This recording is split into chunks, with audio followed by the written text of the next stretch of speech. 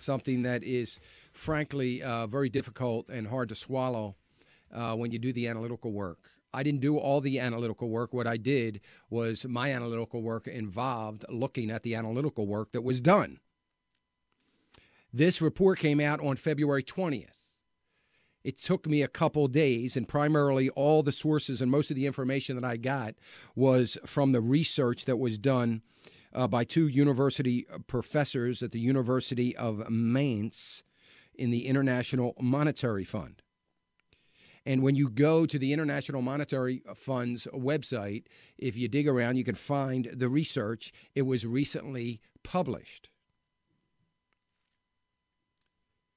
What would you say if I told you that the top banks, the largest banks in the world, aren't making any money at all? And this research says, according to calculations, and I'm reading now, according to calculations, the largest U.S. banks aren't really profitable. What if, and I'm still reading, what if the billions of dollars they allegedly earn for shareholders were almost entirely a gift from U.S. taxpayers? Now, think about this for a moment as I give you more detail about this. U.S. banks, and it's primarily talking about the 10 largest banks, but even beyond that, the real effort, and the one thing I'm going to point out to you are the 5 largest banks. I'll tell you who they are if you don't know, but that the banks aren't profitable at all. That the money, the billions of dollars they make are taxpayer dollars that the government has decided to give them. And as a matter of fact, an article from Bloomberg makes the case that banks have to work as hard as they can to get as big and as unwieldy as they possibly can be. The larger they are, the more unlikely their failure will be, and the more certain they can be of a government bailout in an emergency. Then it goes on to cite the results of the subsidies that banks are getting. Banks are potentially the most dangerous and can borrow at lower rates because creditors perceive them as too big to fail. They can borrow money from anywhere in the world because anybody's going to lend them money. And when they talk about lending money, they're talking about other banks are going to lend them money because they're too big to fail. Listen, if my, brother-in-law came to me and needed a lot of money, and if I had it and I gave it to him, and because I knew that somewhere, some way, it was impossible for him to fail and not be able to pay me back, would I be concerned about lending him the money? Probably not, other than that scenario is too good to be true, and I might hesitate a little bit. So economists lately have tried to pin down exactly how much the subsidies lowers bank borrowing costs. Okay, so, they need to know that to try to get a feel for what the impact is on their bottom line.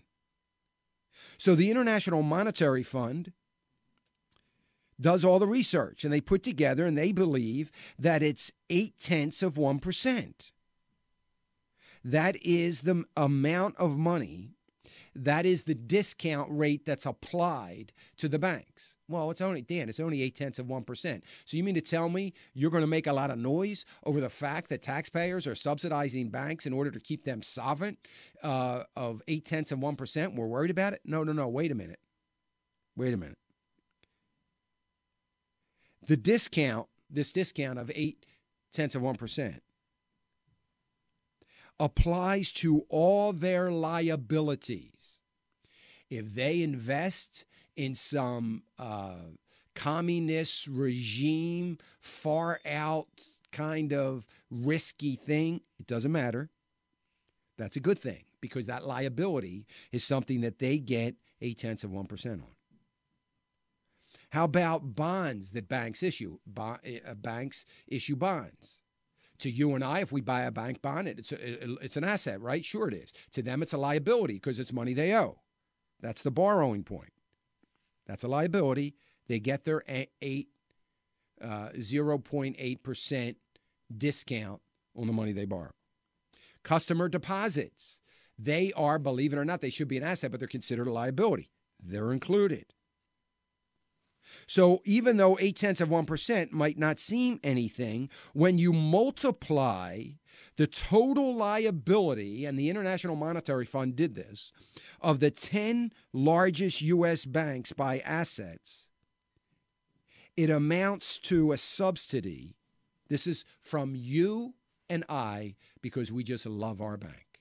We love our bank so much that we have given them $83 billion a year. This wasn't a 2009 only subsidy so that banks could help and work their way out of the financial crisis. No. Every year, $83 billion. Now, if you take that figure of $83 billion, just to put it into perspective, it amounts to the government giving banks about 3 cents of every dollar that we pay in taxes. Doesn't go to the government, goes to these banks. The top 5 banks, J.P. Morgan, Bank of America, Citibank, Wells Fargo, and Goldman Sachs. This accounts for $64 billion in total subsidies. Okay, $64 billion. Now, here's what I want to tell you. That amount, $64 billion, is typically $64 billion, their annual profit that they declare. So, wait a minute, Dan, it sounds like you said that the only profit they make are the money they get from us, tax-paying citizens. That's it. That's what I'm telling you. So without the subsidies, they're not even profitable. And as a matter of fact, it incentivizes them to not do anything. Why would a bank want to participate in this economy or any other economy when they're making $64 billion for not doing anything? Know what they're getting paid for $64 billion for? For having a lot of risk and liability.